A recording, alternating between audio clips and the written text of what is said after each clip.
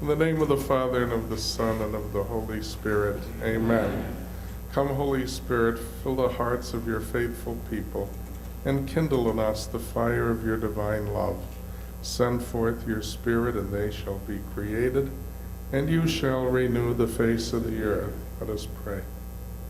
God, you've enlightened your faithful people by the light and the fire of the Holy Spirit. Grant in this same Spirit that we might become more strong, more unselfish, more wise. And may we always rejoice in the comfort and the courage, which are the special gifts of the Spirit to us, through Christ our Lord. Amen. In the name of the Father, the Son, the Holy Spirit. Amen. Wow, what a nice gathering. This may be our largest gathering to date. And I promise you that the sacrifice that you made to be here will be well worth it. Father Spitzer is known nationally and internationally for the great fruitfulness of his reflections on faith and reason. He's a marvelous Jesuit scholar in the best Jesuit tradition. And we're very proud and grateful that he took the time, made the effort to be with us tonight. Lately, he's been in a different city every day. So we thank him for that generosity with which he serves God's people in a national and international way, which is authentically the Jesuit way. Thank you all again very much for coming. Let's be together in prayer tonight and every day as we listen meditatively, as we listen, so that the Holy Spirit will continue to change us according to the new evangelization. Change us as Pope Francis calls us to be changed in the depths of our heart. And of course, one of the ways in which we need to be changed is we need to be changed in having the rightful respect for science and the rightful respect for religion, since both of them can only lead to the one truth. So with that, Patrick, would you please introduce Father Spitzer?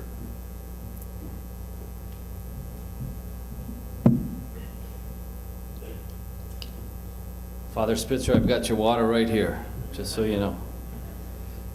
Thank you, Bishop, and welcome everybody to our St. Thérèse lecture, our fall lecture in this special year of faith. I'm Patrick Delaney from the Office of Evangelization and Catechesis, and it's my privilege to introduce Father Spitzer tonight. You know, when His Holiness Pope Benedict XVI called for the year of faith, which will be concluding a week from this Sunday, he emphasized the need to have a deeper commitment to the new evangelization. That is, an evangelization effort aimed primarily to those who have some experience in the church, but have drifted away and perhaps not really met Jesus Christ, risen from the dead in a life-changing way. Within the broader framework of this new evangelization, His Holiness desired a deliberate focus on addressing the widespread misconception that there is a conflict between science and faith. He affirmed the Church has never been afraid of demonstrating that there cannot be any conflict between faith and genuine science, because both, albeit via different avenues, tend towards the truth. Wishing to respond to Pope Benedict's call that we address this question, we couldn't think of anybody better than Father Spitzer to invite to help us do that. Father Spitzer is the president of the Magis Center of Reason and Faith in Orange County, California, and he's also the president of the Spitzer Center in Ann Arbor, Michigan. As president of Gonzaga University from 1998 to 2009, he oversaw extensive growth in the student body and facilities, as well as the academic and faith programs on campus. Father writes extensively on the status of physical time, the intersection between physics and metaphysics, and the evidence for God from physics, logic, and the philosophy of mathematics. He has published 5 books, including the award-winning New Proofs for the Existence of God, Contributions of Contemporary Physics and Philosophy. He is the author of many scholarly articles and a producer of documentaries in the field of contemporary cosmology and creation. He appears frequently on television shows like the Larry King Live Show with physicist Stephen Hawking, the History Channel, the Today Show, and the multiple-part PBS series Closer to the Truth. Father Spitzer has appeared on dozens of nationally syndicated radio programs and has produced 8 series for Catholic television and radio. Father Spitzer delivers nearly 100 presentations per year to universities, learned societies, and professional and church audiences like our own tonight. He held 2 distinguished academic chairs at Seattle University and Gonzaga University, and received awards for Outstanding Faculty Member at Georgetown University and Seattle University. Father Spitzer received Gonzaga University's highest award, the Desmet Medal, in 2009. Father's presentation tonight is titled, The New Evangelization, From Physics to the Existence and Love of God. Please join me in welcoming Father Robert J. Spitzer.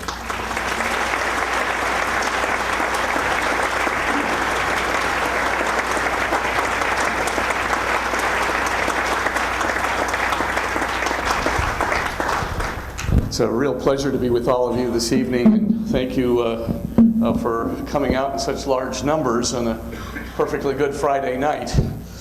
What I'd like to talk about today, I'm hoping to get to the love of God toward the end of the lecture, but right now I'm going to spend the lion's share of this talk looking at the new evidence for God from physics and trying to contend with, I hope in a fair way, what has been going on with several physicists who've been sort of claiming a contrary viewpoint to this evidence, but really they really haven't been considering the evidence is the problem. And so, of course, we're kind of talking to one another at a kind of arm's length.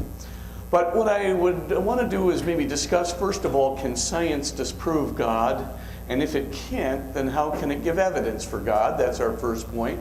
Second point, I just want to take a quick look at the 3 areas of evidence that we're going to be looking at, from physics to a beginning of the universe and even to intelligence and within the what's called the initial conditions and constants of the universe. And then I'm going to take a third area and take a look at, well, what does this mean with respect to God?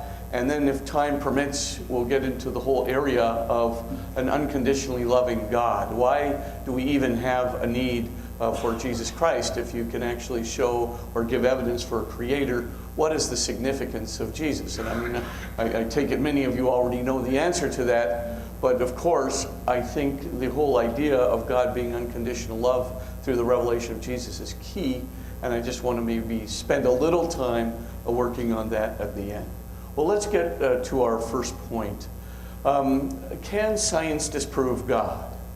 As you may know, a couple of physicists have recently indicated that science has disproved God.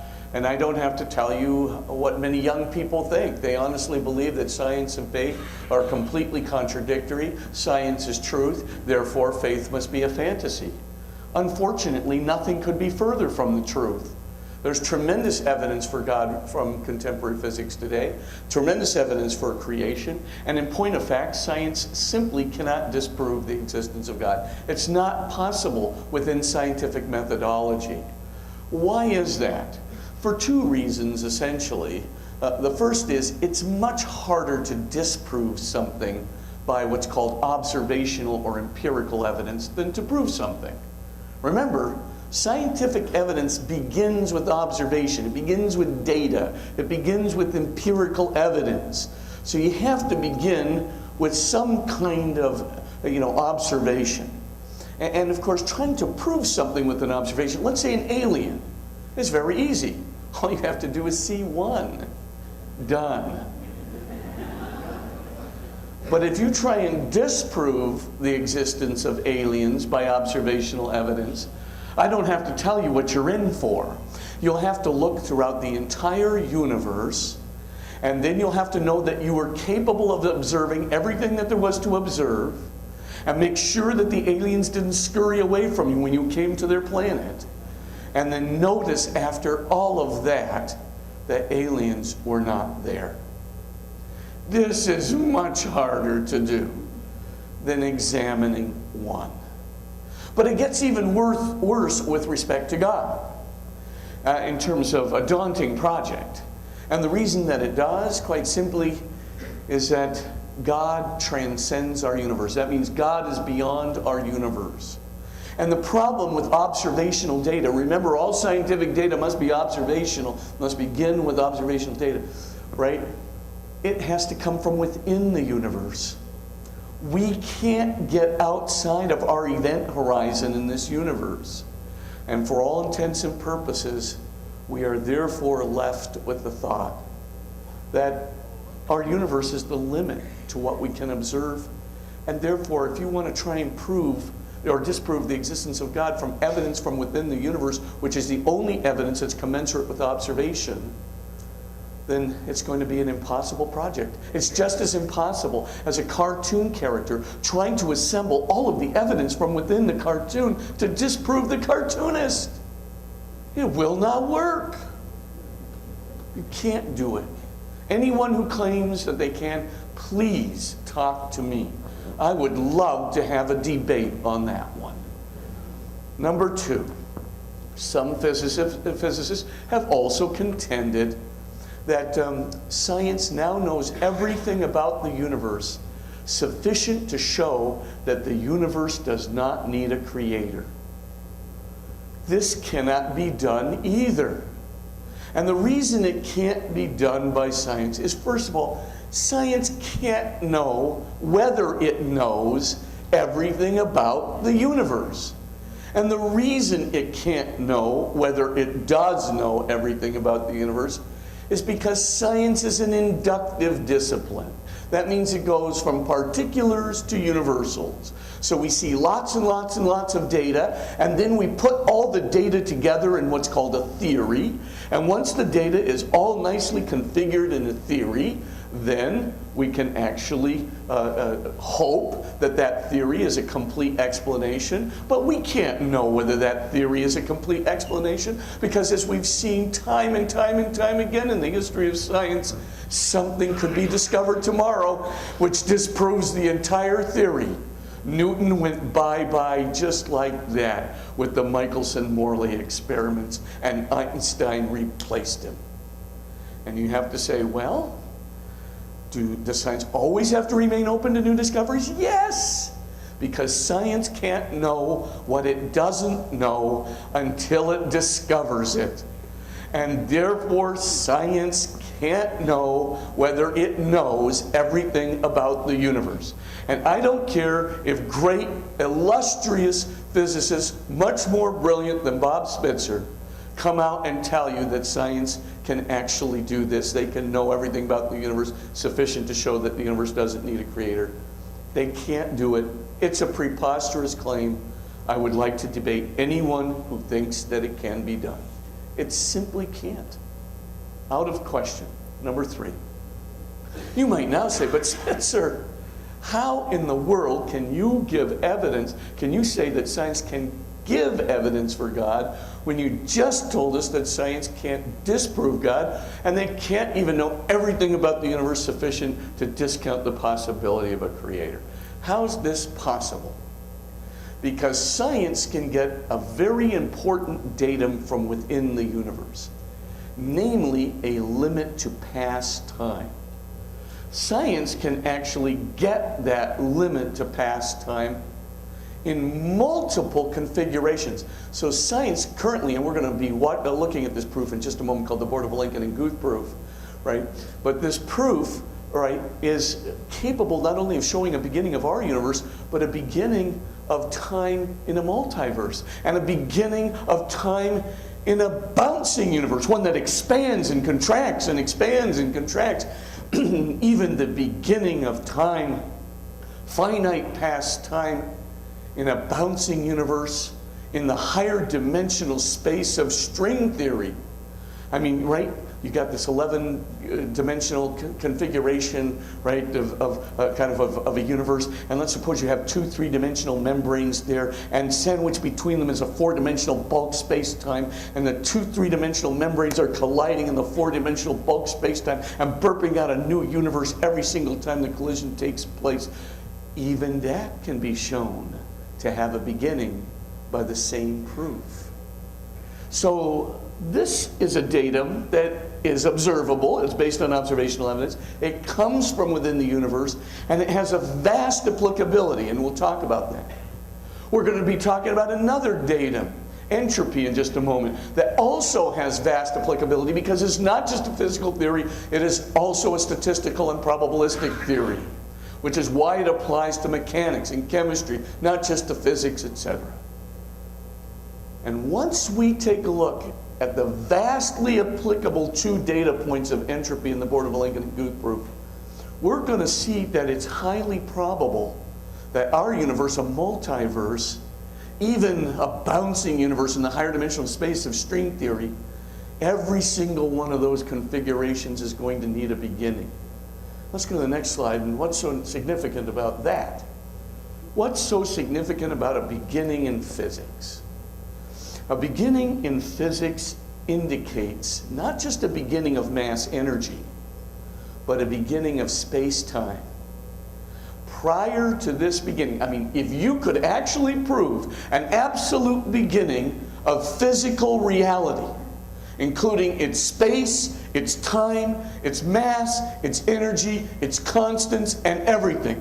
An absolute beginning of physical reality. Or you could get a highly probabilistic configuration, highly probabilistic proof of the beginning of past time. All the better. Because if you can do that, sufficient to say that prior to that beginning, space and time, physical space and time, mass, energy, constants, etc., were all non-existent. They were nothing. This is the significance of a beginning in physics. By the way, that's why so many physicists have turned to metaphysics today. Right? All the things that we're talking about, nothing is really a law of gravitation. Nothing is really a zero energy configuration of a quantum field. Nothing is really can be tunneled from. All these bizarre things. These are metaphysical theories because they have one big huge word in them that doesn't belong to physics. Nothing. So we're going to have to take a good hard look at nothing right now. I'm just a poor old metaphysician. I'm just a poor old philosopher of science. The one thing I know about nothing is that it's nothing. That's what it is. If physical reality was non-existent, and space and time were non-existent, it wasn't there. And the one thing we really have to do, honestly, I mean, funny as it may seem, we have to respect the nothingness of nothing. We don't want to sneak something into nothing. We don't want to confuse nothing with empty space, because empty space is dimensional, it's orientable. You can have more or less of empty space, but you can't have more or less of nothing because it's nothing. Nothing to have more or less of. There's no dimensionality in it. It's nothing. There's no orientability of it. It's nothing. Nothing is not a zero energy configuration of a quantum field. I mean, this is like my bank account. My bank account frequently has zero balance, right? But the bank account still exists, even though there's nothing in it. It's the same thing with the quantum field. Just because there's no energy in the quantum field at a particular moment doesn't mean the quantum field doesn't exist. Of course it exists, just like my bank account. We can't be sneaking something into nothing of late. We have another so-called physicist turned metaphysician who's claimed that nothing is really the law of gravitation. Trying to pin him down on the Larry King show, I was trying to figure out how that could be, because of course, a law of gravitation without a universe, a law of gravitation without any physical reality for the law to apply to. And I kept thinking to myself, what could a law of gravitation be without a universe, without something physical to be in?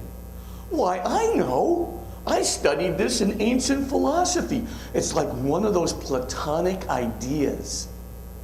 It's all by itself as a sheer, pure, intelligible reality without any physical structures or physical reality to inhere in. But this begs the question, in whose mind? The point I'm trying to get to is, this is nonsense metaphysics coming out of the best physicists that we currently have, because the best physicists that we currently have to turn to metaphysics because they're confronted by the problem of nothing. And they want to get out of this problem desperately, because the problem of nothing points to a creator, as we'll see in just a moment. Oh, by the way, the idea of tunneling from nothing, no. This is a contradiction, because there's nothing to tunnel from. I mean, come on. I mean, this is like kids' play. This is, what are we talking about here? So let's just respect nothing in our second step there for just a moment and say nothing is nothing. And let's move to another really tough concept. What can absolute nothing do? Anybody. Nothing, thank you. The only thing nothing can do is nothing, because it's nothing. Thank you. Okay, now we've gotten to a very profound thought. Oh, by the way, the philosophers, when they originally formulated that sentence, is from nothing only nothing comes. But let's shorten it. Nothing can only do nothing. From nothing only nothing comes. Okay, what does that mean in our third step? If we can truly show that there was a beginning of physical reality, an absolute beginning of physical reality, where space, time, mass, energy, everything comes into being that's physical in a single moment. If we can actually show that prior to that moment, the entire physical universe and physical reality was nothing, then we know that the only thing nothing could have done was nothing.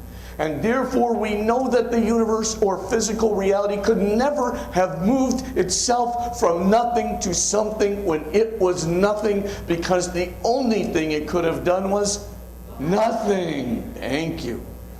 That having been said, something else is going to have to do it. And that's why there's a desperation out there to sneak something into nothing among a lot of physicists. Because that's something else who has to move the universe from nothing to something when it's nothing, has to transcend the universe. So you're talking about something which is physically transcendent. You're talking about a reality that can cause the entire transcendent world, with its space and its time and its mass and energy and constants and intelligibility, cause it to come into being in a single moment. And this transcendent reality sounds like a creator. And if you put intelligence into that factor, so now you have a transcendent creative force outside of universal space-time asymmetry, which is really, really smart. You're now verging probabilistically, because everything in science is probable. We always have to remain open to new discoveries in science. Everything I'm going to say tonight, they could find something to militate against it, to mitigate it, entirely possible. But the evidence I will give you is very rigorous evidence. Nevertheless, we must be very respectful of the limits to the methodology. But with that caveat in mind, you're basically looking at an intelligent, transcendent, creative force outside of universal space-time asymmetry, which is capable of creating the universe or any multiverse or any bouncing universe in the higher dimensional space of string theory, creating it in a single moment. And let's just shorthand call it God. Okay, that's I think, where we are. We're close to probabilistically getting there. Let's go to our next slide. You'll see this little triangle here. We're going to go through three kinds of evidence today. And I know this is going to be a little tour de force, but what I'd recommend is if some of you want the math and the equations, I've got all of Alexander Vilenkin's lectures at Cambridge University on our website, magiscenter.com. And Magis is spelled M-A-G-I-S.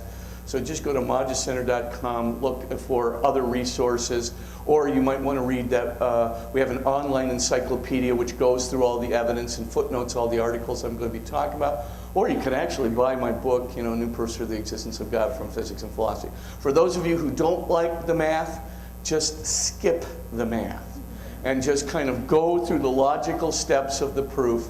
There are free resources, free video casts and podcasts, all on that website, so you can get the details or the logical presentation, right, that I'm going to be talking about very briefly here with you. You can get it on that website, magiscenter.com. Let's just go to this triangle for a moment.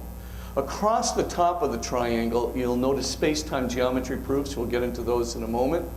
And then entropy. These are two different data sources for a beginning of physical reality. Not just the beginning of our universe, for a beginning of physical reality, which could include a multiverse and so forth. And finally, we're going to be looking at this evidence for intelligence, an intelligent configuration of the initial constants and conditions of our universe at the Big Bang. And we'll explain that in just a moment. When you put these three evidence sources together, it makes for a highly probabilistic argument for this intelligent creator we were just talking about. Let's start with just a quick little primer on the universe as we know it today. We think that the universe has approximately 5% visible matter in it. Visible matter is going to be electromagnetic force, strong nuclear force, weak force. So when we talk about visible matter, we talk about the four forces of the universe, right? And so it emits light, it radiates light, it absorbs light, it emits heat, it absorbs heat, etc. So there's all kinds of visible energetic activity that's taking place, and so we call this visible matter. I'm not going to go through the four forces with you, but just very briefly, electromagnetic force is, of course, causing all the electromagnetic activity in this room right now. The strong nuclear force is binding the protons together in the nucleus of an atom. That's what's causing our sun to burn and so forth. Right? It's called nuclear fusion, and that's being done by a very strong force that allows these two particles, protons, which should be repelling each other, causes them to attract and fuse together in the helium atom. And then, of course, we also have the weak force, which causes radioactivity and particle decay, and the gravitational force, which we'll later explain as the space-time continuum and the collapsed geometry of the space-time continuum. So we'll just talk about visible matter has all four of those forces. That's 5% of our universe. Approximately 25% of our universe is dark matter. There's some very good evidence for dark matter. It's not an absolute certainty that we have it all outlined perfectly right now, but I think the evidence seriously is in favor of dark matter rather than against it. Dark matter only interacts with the gravitational force, the space-time continuum. That's all it does. It doesn't have the strong nuclear force. It doesn't have the electromagnetic force. It doesn't have the weak force. There's not going to be the emission and the absorption of light and heat and so forth.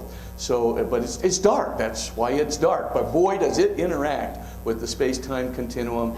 I mean, right now we think that dark matter is constituted by very little teeny particles that right now are passing through your body.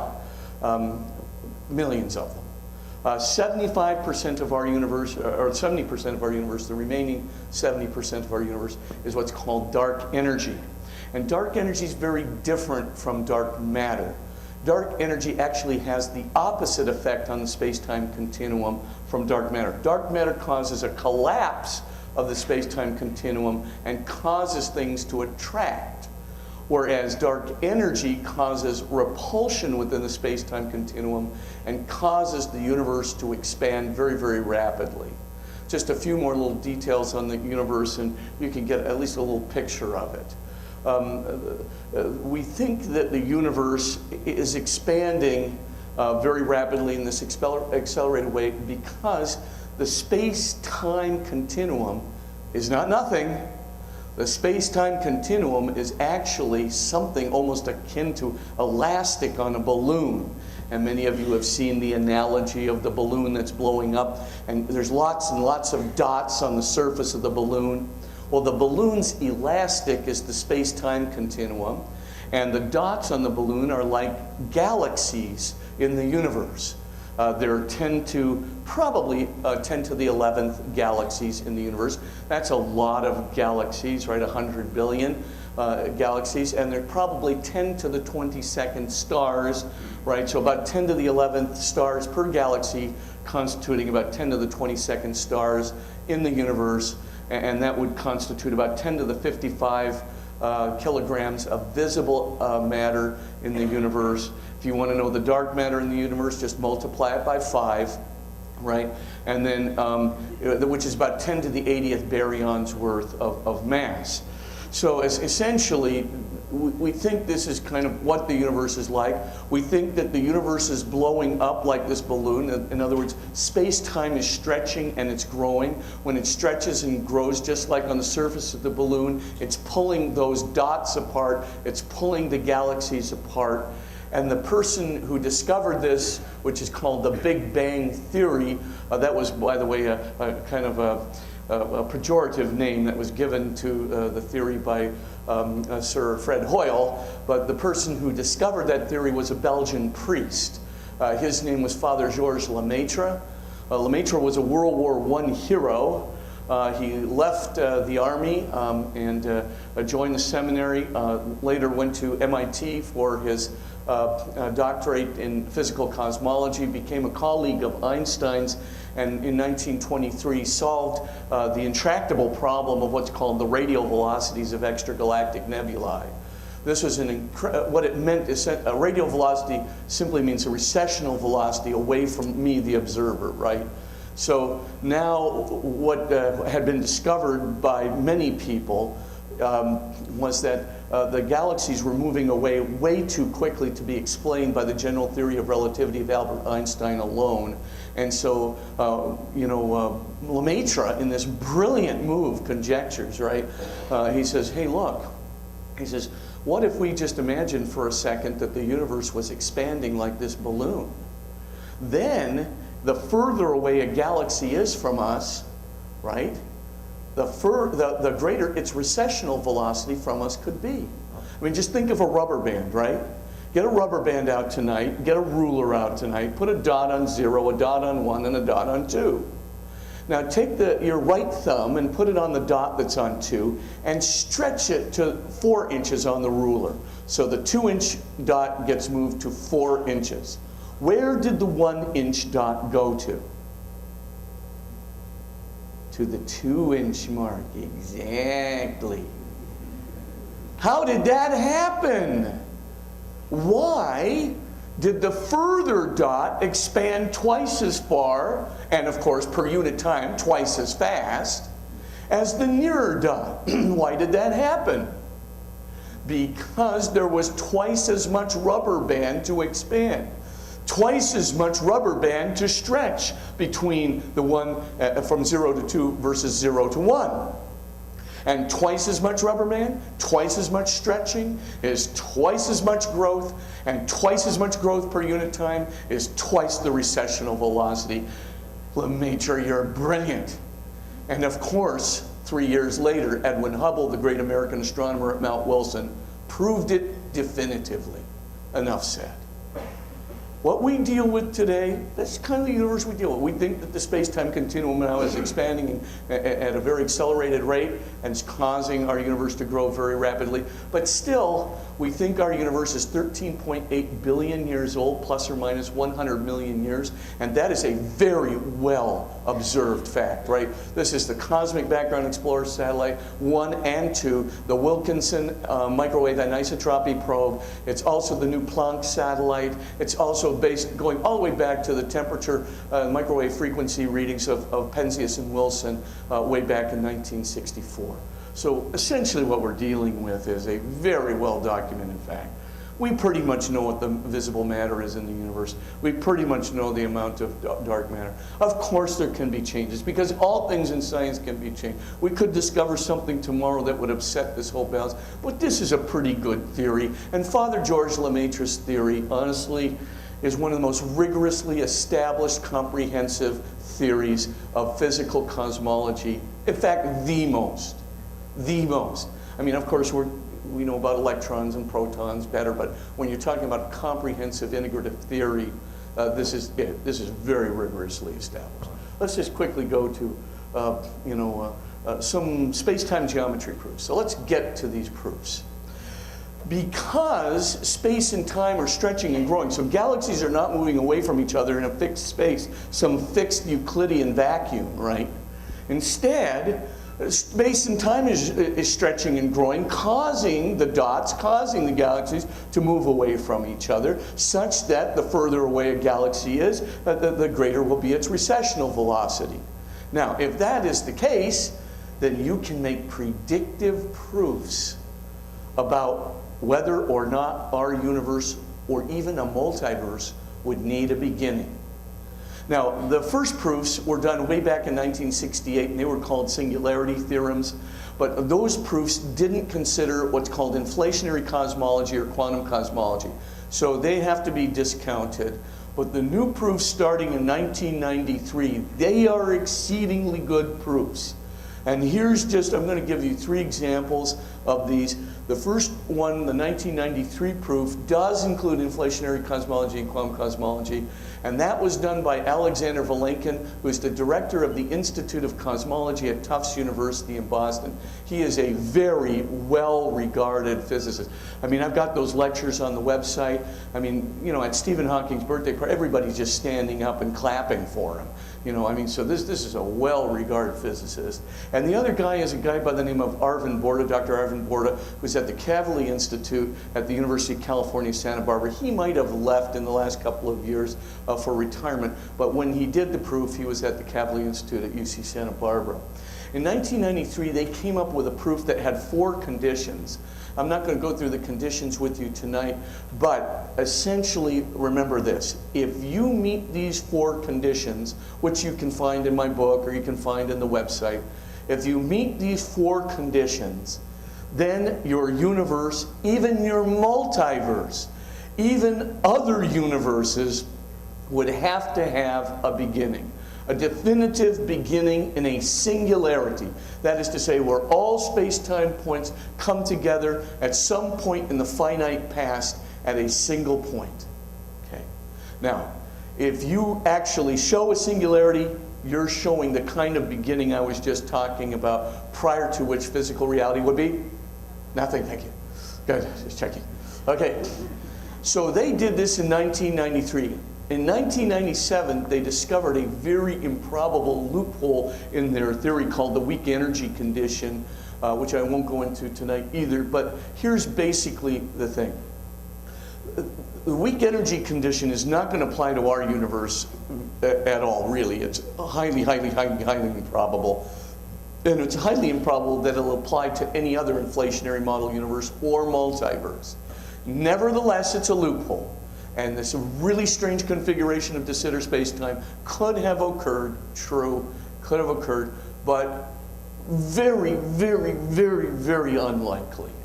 In fact, it's so unlikely that another physicist, who is the father of inflationary theory, holds a high chair of cosmology at MIT, Dr. Alan Guth, came out in 1999 and just basically said, look, this exception, this weak energy condition exception, is so improbable I consider it unimportant. So he just kind of, lets it go. And then, of course, in 1999, he complements what Borda and Vilenkin did. So Alan Guth then comes along and he shows by various computer models that every known inflationary model or projectable inflationary model, universe or multiverse, would have to have a beginning. After all of his studies, he simply concludes, every one of those models can be eternal into the future, but they cannot be eternal into the past. They must all have a beginning. Ooh, that gets everybody kind of rattled a little bit, because Guth, right, he's got some power, right? He's got, his message means something. Then in 2003, the three of those guys got together. So Arvin Borda, Alexander Vilenkin, and Alan Guth got together in what's now called the 2003 Borda-Vilenkin-Guth proof, or popularly known as the BVG proof. The BVG proof is an extraordinary proof. And the reason that it is because it has only one condition. This is great, because one condition, that's really much easier to meet than 4 conditions. And one condition is really, really hard to disprove. The other second fact about the Borda-Vilenkin and Guth proof that's really important is that the only physical condition that needs to be met is that the average Hubble expansion be greater than 0. The average Hubble expansion, which is the average rate of an expansion of a universe or multiverse, be greater than 0. If that condition is met, then for all intents and purposes, the proof will work. Doesn't matter what the other physical components of the universe are, whether there's another multiverse out there, et cetera, et cetera. I better explain some of these terms I've been throwing around. What's a multiverse? A multiverse is like a big, gigantic mega-universe. And the mega-universe is coughing out little bubble universes. And our universe is just one of those bubble universes.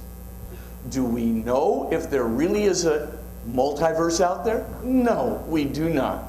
Is there a scintilla of evidence? No, there is not. Is it a complete hypothesis? Yes, it is. Is it possible? Yes. But is it real? Who knows?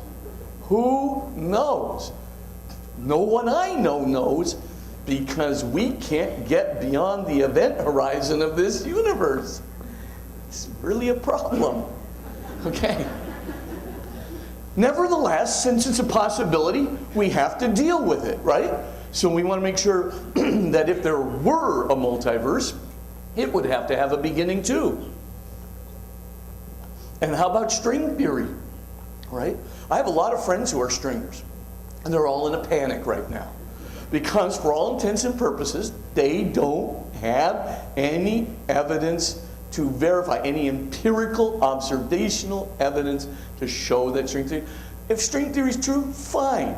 You can have 11-dimensional configurations within our universe or a multiverse. Great, because it's still going to have a beginning according to the Borda-Vilenkin and Guth proof.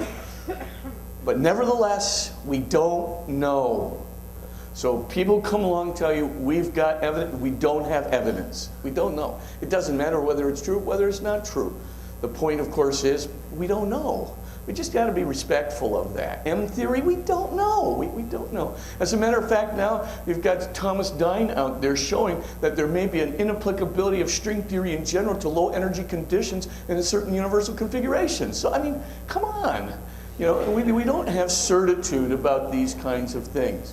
So the main thing we have to do is just be respectful of where the data is. But prescinding from that for a moment, the interesting thing about the Borda-Vilenkin and Guth proof is that you're actually going to need a beginning of every single one of those configurations, irrespective. So if every bubble universe has a completely different physics from our universe, doesn't matter. The only thing you need with a bubble universe is that it's expanding, and every bubble universe is going to be expanding. And how about multiverses? Does every multiverse have to be an expansive condition? Yes, every multiverse must be expansive. Why? Because you can't have a multiverse without inflation.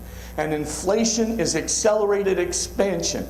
And so that meets the criterion just fine of the Borda-Vilenkin and Guth group. Every multiverse, because it must be inflationary, must have a beginning according to the BVG theorem. By the way, I can summarize this in 5 logical steps. So if you want to know this in the Q&A, just ask me, and I'll go through it very rapidly, but you can get this in immense detail right on the website. You can get it from this little book. We have a kind of a little DVD, a 4-set DVD called From Nothing to Cosmos, God and Science.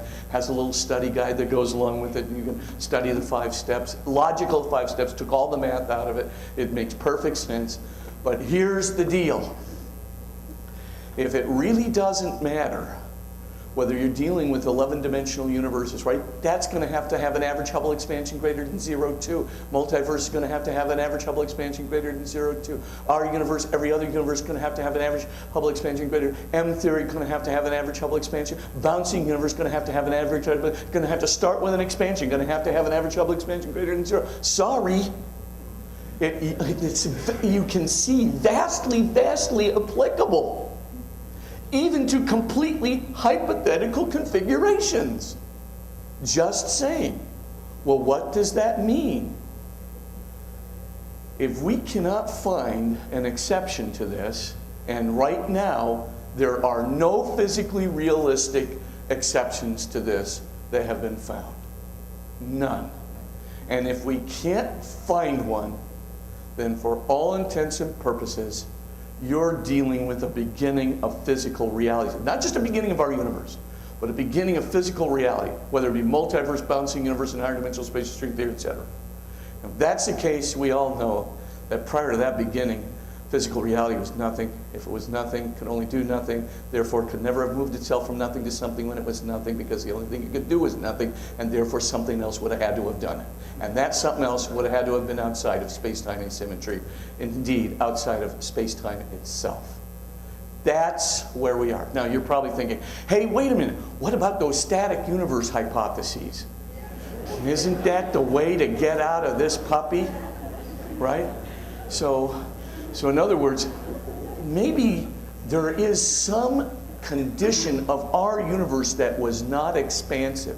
And maybe our universe was in a static state, completely static, for an infinite amount of time, and then one day it went boom at the Big Bang 13.8 billion years ago. Is that a realistic scenario? No. Why isn't this a realistic scenario? Because if you have a universe that existed in a perfectly static state for an infinite amount of time, it has to be perfectly stable.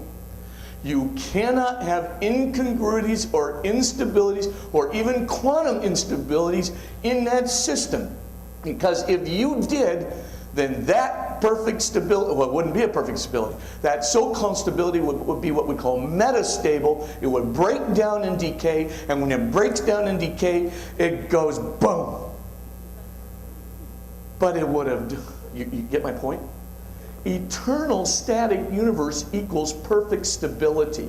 It can't last for an eternity, for an infinite amount of time, if it has anything metastable in it. Anything that's not perfectly stable in it. But then you turn right around, we know one thing, we had a Big Bang 13.8 billion years ago.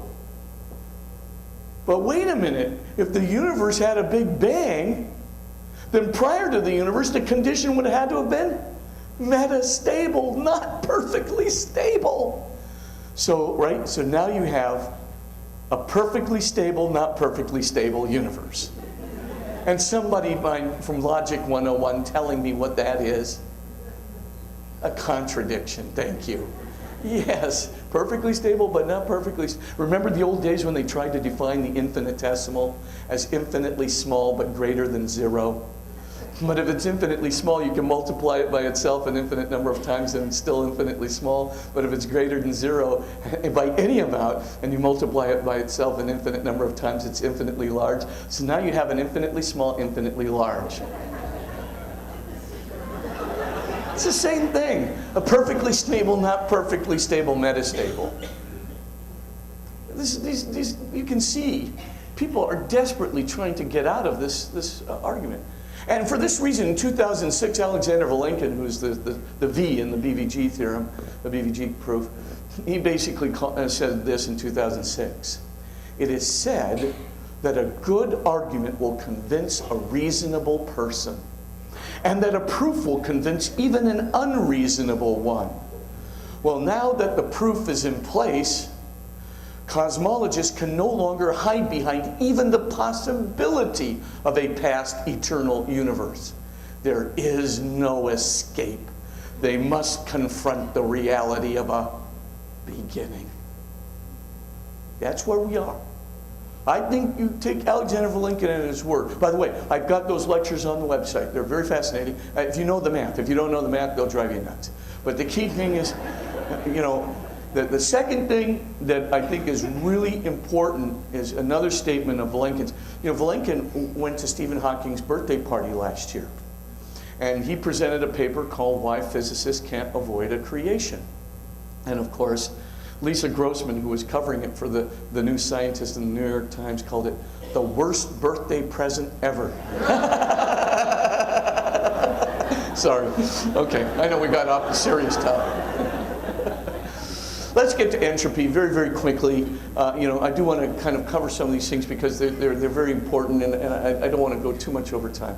But here's the deal with entropy. Just remember, in order for any physical system to do work, you're always going to have some order within the system. Now, order within a physical system generally means disequilibrium within that system. It can't be all uniformly distributed, with the temperature being the same every part of the system, with the parts being the same every part. You're going to have some disequilibrium, like one of those wind-up toys, right? You're going to have to create a tension, a disequilibrium in the spring in order for the wind-up toy to walk, and so forth and so on, or for the car to go, the little wind-up car to go.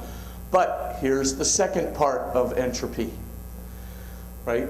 Every single time a system does some work, like the toy moves, it uses up a little bit of the disequilibrium in the system. It uses up a little bit of that disequilibrium, that order in the coil, that tension in the coil.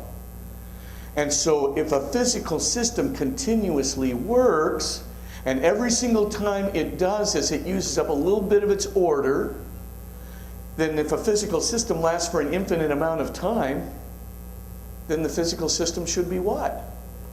Dead. Thank you. It should be at complete equilibrium. It should be at complete entropy, maximum entropy. Oh, entropy is a measurement of disorder. So it is at maximum disorder. And if it's at maximum disorder and you need order in order for a physical system to do work, then you got a dead system. It can't do anything. All it is it's like cosmic microwave background radiation, just a micro degree above absolute 0 Kelvin. What does that mean? Dead, dead, dead. Run down, used up, can do nothing. Now, what if the universe itself was an isolated physical system? And it had been working throughout its existence. It had lasted for an infinite amount of time, an eternity, working, stars burning, planets forming, and physicists busy thinking about it, right? What happens? It too would be a dead universe. Just like microwave background radiation, a little micro degree above absolute 0 Kelvin. Unable to do anything at all. We just say arbitrarily close to maximum entropy, or it is dead.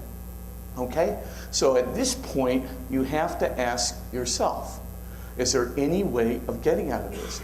And the interesting thing about entropy is it just isn't a physical law. It's a statistical law.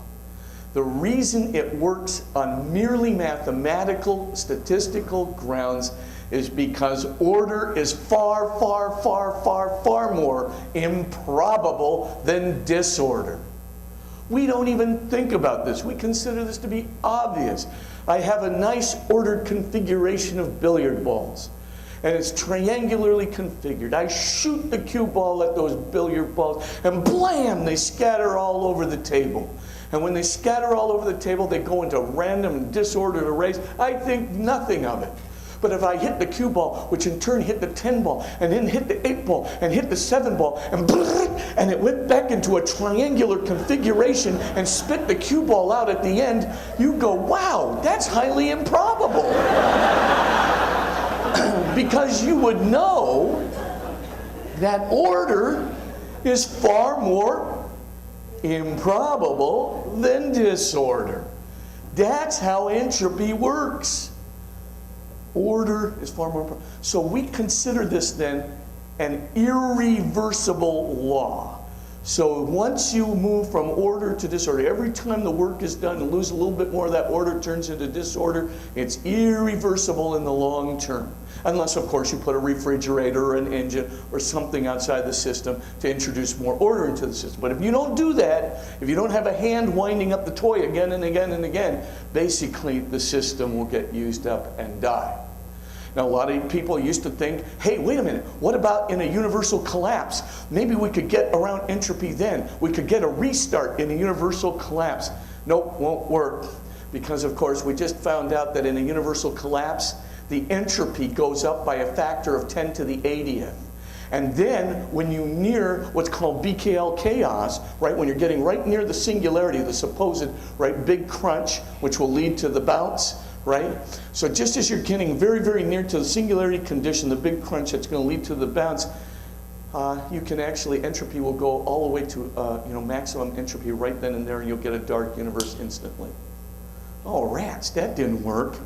Okay, well, is there any other way out of this? Sure, maybe at the bounce, we get to go back to low entropy. So, right, the universe comes and then it goes to maximum entropy, right? And of course, maximum disorder. But at the bounce, bing, low entropy reappears again in this newly configured universe. Maybe that's the case. Well, this guy, Roger Penrose, a very important physicist, came along in 1998, and he kind of figured out the odds against this happening. You know the odds against low entropy at the Big Bang? Remember, low entropy is very, very improbable because it's very, very ordered, right? So low entropy means lots of order in the system. Order is very improbable. So if you have lots and lots and lots of order in the system, it's very, very, very improbable. And as a matter of fact, Penrose just decided, I'm going to figure out how this is. And he noticed that it was 10 raised to the 10 raised to the 123 to 1 against. You see, all you have to do is get the total, right? We know the total baryons in the universe, 10 to the 80th, times the entropy per baryon, which is 10 to the 43, is 10 to the 123. And of course, the entropy is the opposite, is the logarithm, of course, with the phase space options for the universe coming out of that entropy are the exponential, so it's 10 raised to the 10 raised to the 123 to 1. I mean, it's really duck soup. Now, once you see this, what you notice is 10 to the 10, that's a double exponent. Like, if you reduced it to a single exponent, it would be 10, and then in the only exponent, it'd be 1 followed by 123 zeros. You know what I'm saying? The exponent is a trillion, trillion, trillion, trillion, trillion, trillion, trillion, trillion, trillion, trillion, trillion, trillion, trillion, trillion, trillion, trillion, trillion. Now you look at that and you go, what if you wrote that number out with every zero being 10-point type? Our solar system could not hold that number. It is the same odds as a monkey typing Shakespeare by random tapping of the keys in one try. You walk into the room and you sternly order the monkey, type Shakespeare. The monkey gladly obliges, and he begins randomly tapping on the keys. You come back 2 weeks later, there is Macbeth. There's Richard III. There's Hamlet. And you begin to think to yourself, this is really improbable. Unless someone with a very good knowledge of Shakespeare helped the monkey.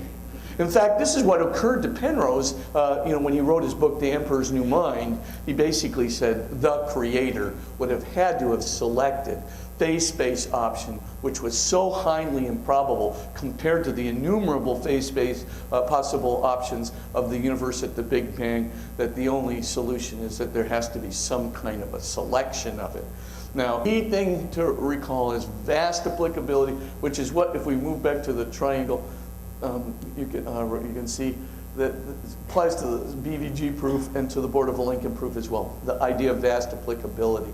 So now we've got these two sets that apply almost universally to every physical system in the case of the space-time geometry proofs that are expansive, in the case of entropy that's an isolated physical system.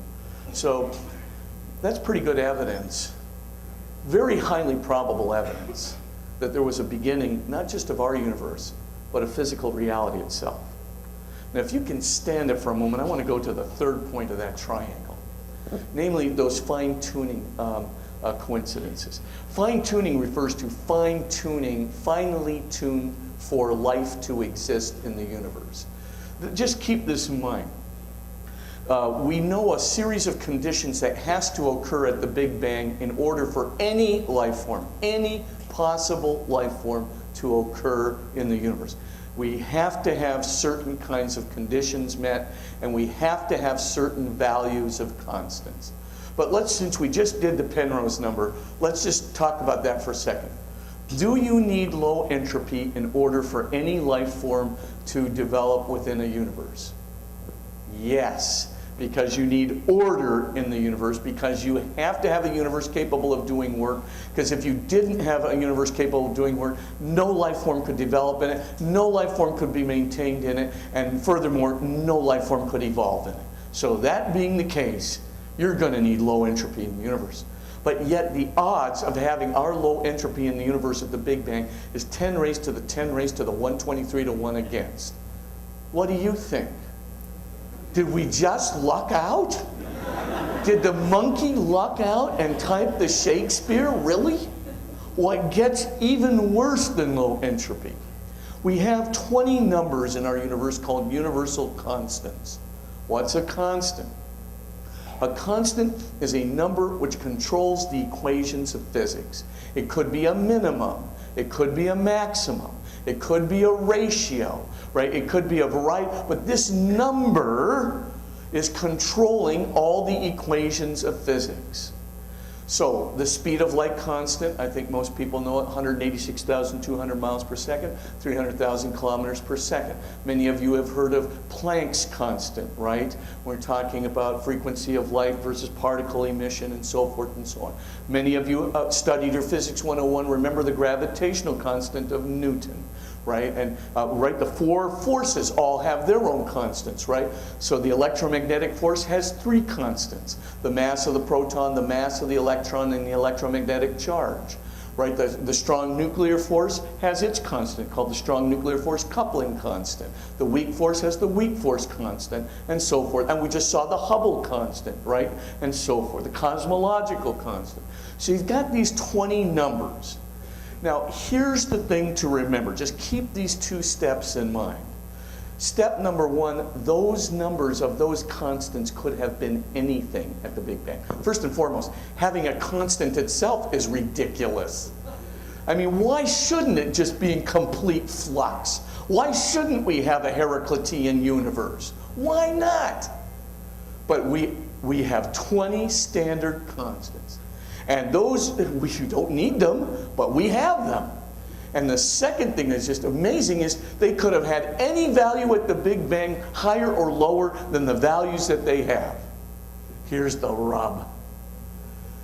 If they don't have the values that they have, then life would be impossible in the universe. Not just life as we know it. Any life form would be impossible in our universe. Let me give you just 3 examples, you'll get it. If you took that gravitational constant, or the weak force constant we were just talking about, and you varied it by only 1 part in 10 to the 50th, with me? That's a decimal point, 49 zeros and a 1. A really small fraction. Higher or lower? So those 2 constants, gravitational constant, weak force constant, you just point 1, higher or lower, right, from those 2 constants, then either the universe would have been continuously exploding in its expansion, which is very bad for life forms, burns everything. Or, alternatively, the universe would have collapsed into a black hole, crushing the entire mass, energy, and density into a 10 to the minus 33 centimeters with almost infinite crunching capacity, which is very bad for life forms. All of them. You mean we averted complete disaster by 1 part in 10 to the 50th, higher or lower from these 2 constants? Do you know the odds against this happening when the constant values could have been anything at the Big Bang? You with me? It's like the monkey typing Shakespeare again. Did we just luck out? I don't know. Hey, take these 4 constants. If you varied the mass of the proton, the mass of the electromagnetic charge, or the gravitational constant by 1 part in 10 to the 39, that's 0.38 zeros and a 1. Very small fraction. Higher or lower than those constants' values are and were at the Big Bang, when they could have been anything. If you varied them just 1 part in 10 to the 39th higher or lower, then every star in our universe would have been a blue giant, or every star in our universe would have been a red dwarf. If every star in our universe were a blue giant, that makes supernovas look like nothing. Everything fries, everything. And if every star in our universe is a red dwarf, then everything freezes, because there's no real heat energy emerging from the red dwarf. You mean we averted complete disaster for all life forms by 1 part in 10 to the 39th, higher or lower, in those 4 constants? Really? By pure chance? Not. Not. Number 3, if you took that strong nuclear force coupling constant and made it 2% higher, you'd have no hydrogen in our universe. No nuclear fuel, no water, very bad for life forms. Alternatively, if you made it 2% lower, you'd have no element heavier than hydrogen, like carbon and iron. Very bad for life forms. You mean we have... Yes, yes. And it all happened at the Big Bang. And this is significant, because we're not talking about a regular intelligent design argument that took place when the universe was already 5 billion years old. Because anybody can then say, well, wait a minute, someday science is going to discover the natural cause which will explain it. So these intelligent design arguments, all you're doing is a leaping non sequitur. You're trying to ascribe to the supernatural what science will one day show is a naturalistic phenomenon. Can't do that at the Big Bang. Big Bang is a boundary to natural causation. How did these puppies come about? I don't know.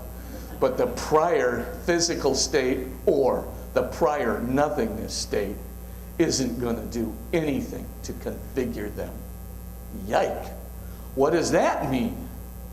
That means you're going to have to come up with some naturalistic... people are starting to think to themselves, right? When you start looking at these things, they start thinking, wait a minute. It sounds like you really are going to need some intelligence at the Big Bang in order to configure these constants, in order to get the low entropy that we have. You just can't have the monkey now typing the entire corpus of the English language by pure chance. It's not looking good for that hypothesis. So what do you say? You say to yourself, aha, the multiverse is our naturalistic solution. Remember the multiverse coughing out those bubble universes? Stephen Hawking does this, right? So he says, okay, the multiverse, you're going to have it cough. And maybe the multiverse didn't just cough out 10 to the 123 universes to get the low entropy, but it coughed out 10 to the 170th universes. This is more zeros than our galaxy could possibly hold. And maybe it coughed out that many bubble universes. And we finally got one universe like our own. Well, aside from the fact that this is kind of a violation of Occam's razor, right? The whole idea that the less bloated, more elegant theory wins, right? The fact that the universe tends toward elegance, tends toward, not wasteful, but rather very lean kinds of causation, and so forth and so on. If you have to postulate 10 to the 170th bubble universes just to explain one, our own, as Paul Davies once called it, it's like bringing excess baggage to cosmic extremes. But that doesn't disprove anything. That doesn't invalidate the theory. Because is it possible? Yes, it's possible. Okay, then you get to the second part. Every single multiverse must have a beginning, because every multiverse is inflationary, and therefore it's subject to the Board of Lincoln and Guth proof. But that doesn't, right, because still 10 to the 170th universes is not an infinite number of bubble universes. That could have happened. I mean, maybe the multiverse lasted a really, really long period of time. Okay, maybe that still makes the multiverse hypothesis work. But here's the vexer. The vexer is that the multiverse needs fine-tuning itself. You see, if you don't have fine-tuning in the initial conditions of the multiverse, so that you have a slow roll, an orderly roll of bubble universes coughing out of it, then the bubble universes, they begin to bump into each other and collide with each other, and their gravitational effects have radical effects on all the bubble universes inside of it. And then you have a big, huge soup and a chaos and bouncing and colliding of bubble universes, and all the bubble universes' space-time continuums are shaking like a jello. And this is very bad for all the life forms in them. Well, what does that mean? In order to get out of this paradox so we can have one universe like ours, you're going to have to put a lot of fine-tuning into the initial conditions and constants of the multiverse, in which case the multiverse has not solved the problem. It has only moved the fine-tuning paradox back one step. And that means that the supernatural design hypothesis takes on probative force that it did not have formerly, because it is more explicative. Now, Dawkins has that argument where he says that any designer must be more complex than what it designs. Whatever's more complex must be more improbable. Therefore, any designer must be more improbable than what it designs. Only the second premise of that argument works. The first premise does not work. Whatever it designs must be more complex than what it designs. That's not true. As a matter of fact, we've known for almost 2,000 years of philosophical history, beginning with Aristotle, that an uncaused cause is going to have to be absolutely simple. And St. Thomas Aquinas is wonderful proof of this. I mean, he actually shows, right, that an uncaused cause is going to have to be a pure act of existing through itself. A pure act of existing through itself can never have any restriction whatsoever. Because if it had a restriction, right, then that restriction would have to be different from what it restricts, namely the pure act of existence through itself. So the restriction could not exist through itself, and if it didn't exist through itself, it'd have to be caused. Therefore, you couldn't have an uncaused cause with a restriction. Then he goes, wait a minute, but if every uncaused cause has to be a pure act of existence through itself and it can't have any restriction, parts require restriction. Parts are smaller than wholes. Parts constitute wholes. You've got to have restrictions to have parts. Therefore, the absolutely simple entity, right? Therefore, not the absolute. Therefore, the pure act of existing through itself, which cannot have any restrictions, can't have any parts. And if it can't have any parts, what do you need for complexity? Parts. No parts, no complexity. For all intents and purposes, the uncaused cause has to be absolutely non-complex, absolutely simple. Now we take Dawkins' second premise. Whatever is more complex is more improbable. Now apply it to what we just proved. Therefore, the uncaused cause has to be the most probable being of all because it has no complexity in it. Thank you, Dawkins, for that wonderful proof of God. What's my point? These things need to be confronted because I don't think there's a way out. Now start combining these three factors together, and I'll wind it up with two quotes because I know I've gone over time. But just get to the three kinds of proofs, space-time geometry proofs that look at a beginning, not just of our universe, but of a multiverse, even of a universe in the higher dimensional space of string theory. Take a look at the entropy evidence, vastly applicable because it applies to physical systems on the basis of statistics, probability, mathematics, and not just physical systems alone. Take a look at the evidence for beginning, these two evidence. Now combine it with the fine-tuning evidence and the prospect that the fine-tuning evidence may not be able to be explained by anything except a supernatural intelligence.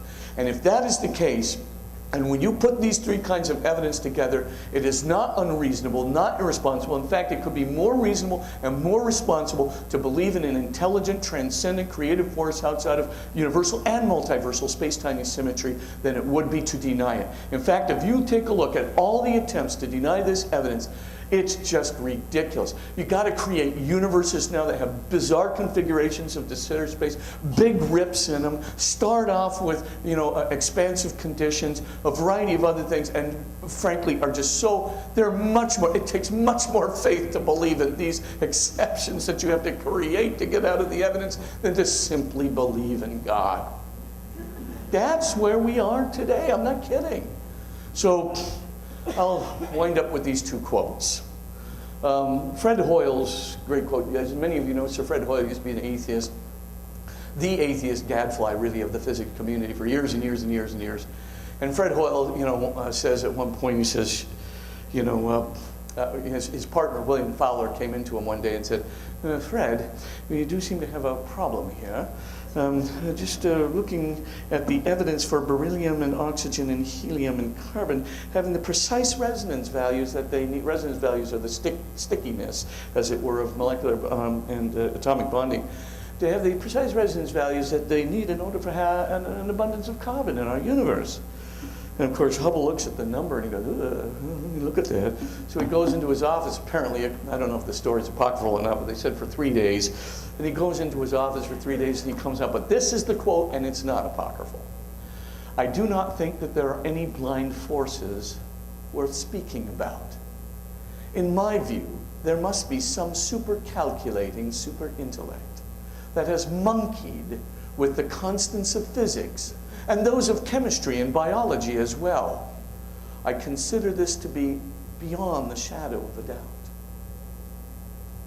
He then later compared the abundance of carbon in our universe to the same probability as a tornado sweeping through a junkyard, assembling a Boeing 747 ready for flight. I conclude with the comments of Dr. Robert Jastrow, the founding director of NASA's Goddard Institute of Space Studies. And he wrote a book called God and the Astronomers, and I'm just going to elucidate for you the quotes at the end of his book, and I'll just kind of flesh out its meaning in the beginning part here. Scientists unshackled themselves from the domain of superstition and took on a strict empirical, mathematical, testable, and rigorous methodology and began to scale the heights of knowledge. Coming to the final precipice, they pulled themselves over and discovered a band of theologians there awaiting them for centuries. Thank you very, very much.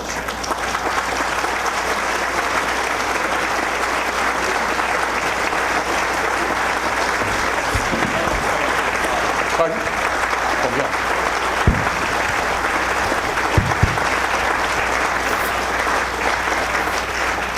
We have time for questions here. I went a little over time, but I'm going to get to some of these. I'll try and answer them in brief order. Please, anything you would like, from the physical universe to God. To the Board of Lincoln and Guth group. Yes? Oh. Father, are you gaining any converts as you go around? And I'm not saying converts in the sense of lay people like us, but converts in the science world, in the physics world. Are they coming around to the reason that we all believe? I would say this. I think scientists are already clued in on this evidence. I certainly don't have to tell Stephen Hawking or anybody else about it. The Board of Lincoln and Guth proof is a very well-known proof. Now, you can always hold out the hope that one day science is going to find some reasonable and physically realistic way of getting out of it. You can also hold out the hope that one day science is going to find an exception to entropy. But I must tell you what Albert Einstein said about entropy. Though everything in the general theory of relativity fall prey to a change or modification, one law is certain to stand, the second law of thermodynamics, because it is not grounded in physics, but rather in mathematics and the improbability of order. But there are many who hold out their hopes for that. There are many who, try to deny even very fine evidence of near-death experiences that are veridical evidence. Like 80% of blind people see during clinical death with a flat EEG. right? And fixed and dilated pupils, no gag reflex, so very little electrical activity in the lower brain, no activity in the cerebral cortex, and there they are seeing accurately, reporting veridical data, verifiable data after the fact, and you tell me there's a physical explanation for this? Not, you know. I don't believe these things I don't believe it for a single second. So the key thing I just want to suggest is scientific atheism is not scientific. If there are, by the way, 50% of working physicists declare themselves to be theists. 50%. Now, a lot of them are rigorous naturalists who didn't declare themselves.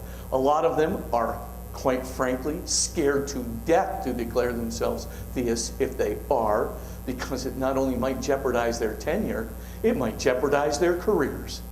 And for all intents and purposes, the ones that are really atheistic, not for scientific reasons. I think it's, you know, sometimes it's the inability to explain suffering in the world or personal suffering. Sometimes I think people are under the misconception that religion causes more problems than it cures. And I think a lot of physicists are under the impression that religion is just plain superstition, even though you have so many of their colleagues who are esteemed physicists who believe in God. But this is the point. It's not a scientific basis. It is a personal decision made on emotional grounds for whatever it may be. Displeasure with religion, displeasure and inability to explain suffering. Sometimes it's I don't want to be responsible to a moral agency outside of myself. Sometimes it's I just think religion is just plain naive and superstitious. I just can't stand it. Or I knew a person who was so stupid in science and they were really religious. Therefore, all religious people are stupid, which of course is, we hear these arguments constantly, all the time. We have people out there trying to prove that the universe is 6,000 years old. This is what drives half the physics community, and they think, are religious people this dumb? So they just sort of say, okay. And of course, we think we're not we, but some religious people think they're not doing any harm. But I mean, the Catholic Church, we have so much, freedom, with respect to the Bible. Ever since 1942 with Divino Afflante Spiritu, right, Pope Pius XII, says, hey, let science be science and let the Bible be the Bible. The Bible is there to give, truths of salvation, truths that are necessary for salvation. Science is there to give a naturalistic explanation of the physical world through a very precise empirical methodology. Now, if that's the case, you can't try and make the poor biblical author writing in 500 or 600 BC into a scientist. I mean, can you imagine for just a moment that God says, I'm going to give him the real theory because I don't want him talking about truths of salvation. I really want him to give an accurate account of the naturalistic world and universe. So, in the beginning, I created a quantum cosmological configuration in which gravitational force spins off into a space-time continuum, creating all the conditions necessary for the special theory of relativity. Next, the strong nuclear force peels off, leaving the electroweak force, and then the weak force peels off, and then the electromagnetic force, which in turn moves through a Higgs field, slowing the energy down, picking up its rest mass, which then moves into stellar nucleosynthesis. What? This author has got no chance of conveying this. And of course, it's absolutely ludicrous to try and make, the poor biblical author into a scientist, and we shouldn't do it. And we've been given the freedom not to do it since 1942. The point I'm trying to get to is, I think we as Catholics, we just have to respect the fact that there are atheists out there, but I don't think we need to respond to it. I mean, I do. I just simply go, no. There's evidence. And of course, the old logical adage, there are far more errors of omission than commission. Like, where's the Board of Lincoln and Guth proof in Stephen Hawking's, a book a couple of years ago called The Grand Design? He forgot it? He didn't know it? No. He didn't put it in. And where was all the entropy evidence? What? He didn't know the second law of thermodynamics and the implications? No, I'm sure he didn't put it in. And did he forget to talk about the requirements for fine-tuning and the initial conditions of multiverses when he appealed to this as the sole explanation for the fine-tuning of our universe? He didn't know. We all have a story to tell, and we've all got an agenda. So am I going to get through that agenda? Not really. If somebody says, I hate religion, or I think you're naive, or I think I don't want to be responsible to a moral agency outside of, I'm never going to convince that person. But I'll tell you, there are a lot of people being misled, a lot of kids being misled, who think that the evidence is in favor of atheism instead of theism. And that's what my personal project at the Montes Institute is. Our Montes Center, we're going to get around it.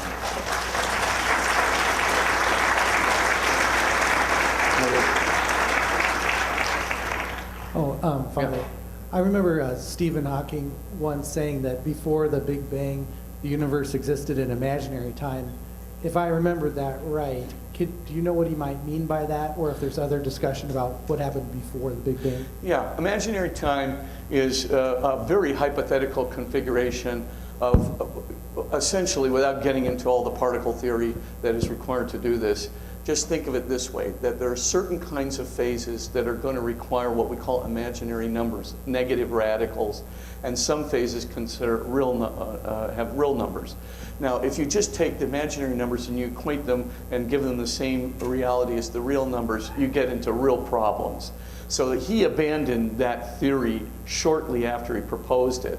And then, of course, they kind of gave additional probative force to, for example, the real number configurations within this. I'm just going to get into I don't want to get into the complexities of it. But mainly, the main thing to remember is simply this. Those kinds of theories no longer work. He then turned to the Hartle-Hawking formulation. Now, the Hartle-Hawking formulation does not prove eternal past time. What it shows is that there's kind of, at the end, instead of having a singularity, which is like a dot, right, what you have is a kind of a fuzzy configuration that's more or less like the bottom of a baseball bat, right? Now, that doesn't mean because, right, you have this fuzzy configuration at the bottom that time goes back infinitely. Space-time diagrams don't do that. And in my book, New Proofs for the Existence of God, A Contribution to Contemporary Physics and Philosophy, I straighten that out very clearly. All that means is you just can't precisely determine the point at which time came in. It doesn't mean that time extends backward infinitely. Then he abandoned that and actually had a kind of a theistic realm that he went into for many years, and that started with kind of fleshing out some of the work he did in Brief History of Time, where he actually asked at one point, what was the match that ignited the equations of physics such that we could have the universe that we know of today? And then in Baby Black Holes, in that book, he actually talked about a designer of the universe, but then said that the designer would have to be controlled by the universe itself. How he got into panentheism, I really don't know. But then that finally, at the end of it in Grand Design, it's clear that he's kind of come to a point in his own life for whatever reason, but I don't think it's a scientific reason. The science hasn't changed that much, right? So I don't know. I don't know why he has done it, but I just have to explain, I have to say that none of those previous formulations worked, and that's why he changed them, or just simply abandoned them, and came to the conclusion that he has right now, which is, M theory is going to explain it all. But we haven't even proved M theory yet. How do you know? How can anybody know? And how can anybody know that that would exclude a creator? Beats me. I mean, either he's prescient, or, he's making a really serious misstatement. But other questions? Father Spitzer, you mentioned evolution at one point in your lecture. Can you articulate the church's teaching and views on evolution and evolutionism? Right, 1953, the same Pope I just talked about, Pope Pius XII, wrote another encyclical called Humani Generis. And in Humani Generis, essentially, the Pope indicated that we can believe anything which is scientifically plausible and verifiable about evolution, including the evolution of our cerebral cortex, our bodies, so long as we do not violate one essential condition. namely that we do not reduce human beings to mere physical organic bodies alone. And of course, that would mean that we all, as Catholics, have to believe in the irreducibility of a non-physical or trans-physical soul. And I think, good old Pius XII has been surely vindicated, but those near-death experiences where the 80% of the blind people see after clinical death. By the way, this is really important to me. I have lousy eyes, so I'm really happy to know this.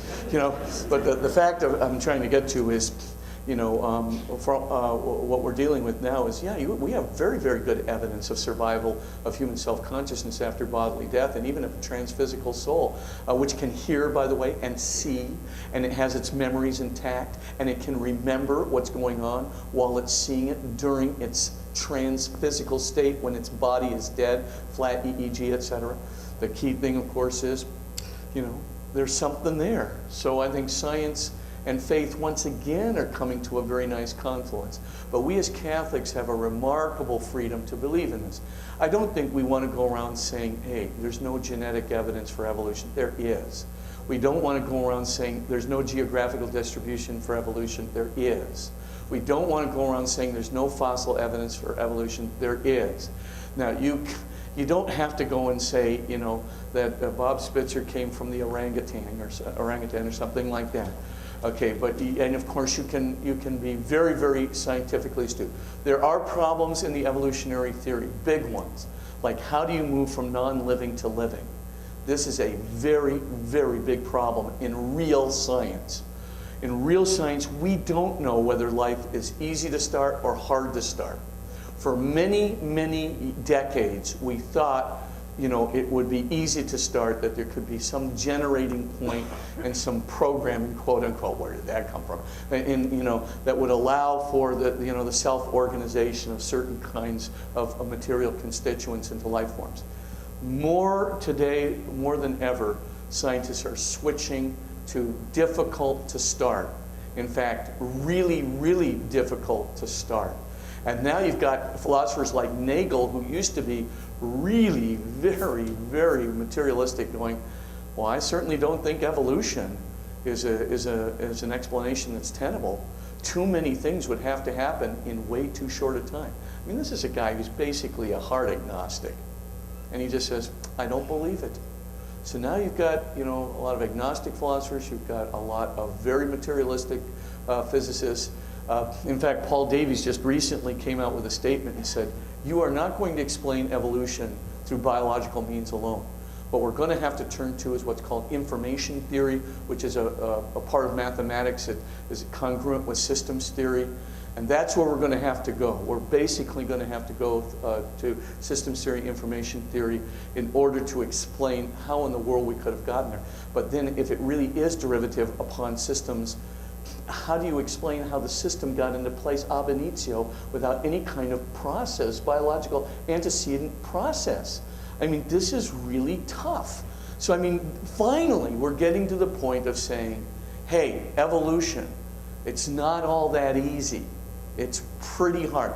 Hard for life to start, not enough time for life to start, right? Now we're getting into the point of information theory being required in order to explain, because strict biological processes, right, which are basically a kind of a mutation theory, right? It's just don't have enough time to do it, too difficult to explain it. So we're getting to a point where, you have a great deal of latitude scientifically about evolution too. You don't have to believe in a complete evolutionary theory. And by the way, we do not have an explanation for human self-consciousness. Let's face facts. I mean, I have a whole book coming out right now called Human, Artificial, and Animal Intelligence. And we do not have an explanation for how human beings can transcend Gödel's theory. Are you familiar with Gödel, the German mathematician who proposed a theorem of a proof, right? And essentially this proof says that human beings, their intelligence does not depend upon antecedent rules, antecedent algorithms which determine their thinking process. We know what makes the algorithms work from the very beginning, and therefore if they don't work, we can change them. No Turing machine, the Turing machine is a simplex model which is a basis for all computers. No Turing machine can replicate this. No one has success. Even, Roger Penrose, right? Blake, and a bunch of really good physicists and mathematicians are basically on Gödel's side. So just think of it this way. There's a lot of splaining that needs to be done. And the other thing I think that's really important here is, human beings have transcendental desires. We have a desire for perfect and unconditional truth, love, goodness, beauty, and being, which I didn't get into tonight. But animals and artificial machines do not do this. As a matter of fact, when animals run out of biological opportunities and dangers, so you stop petting the animal, which is biological opportunity, that's affection, right? Or you stop feeding the animal, another biological opportunity. You stop threatening the animal, right? Averting biological dangers. When animals run out of biological dangers and opportunities, they slip out of their state of conation into a state of slumber, and they fall asleep. That's what your dog will do. Stop petting it, stop feeding it. Do an experiment at home. Get a chimpanzee, watch it. Make it run out of biological opportunities and dangers which are controlled by instincts. They will fall asleep, as if the full-time business of animals is to be asleep with occasional and intermittent interruptions for the efficient and economic expenditure of energy toward biological opportunities and dangers. Human beings run out of biological opportunities and dangers and they think, hey, I don't have enough love. I don't have enough justice or fairness. I can't understand this problem. This math problem is vexing me. I want more beauty and I want to be more beautiful. And by the way, I'm completely alienated from myself and I want to be at home. That's what we do. We're really different, you little ultimatizers, you. Thank you very much, Father Spitzer. Let's please show our appreciation. Father Spitzer.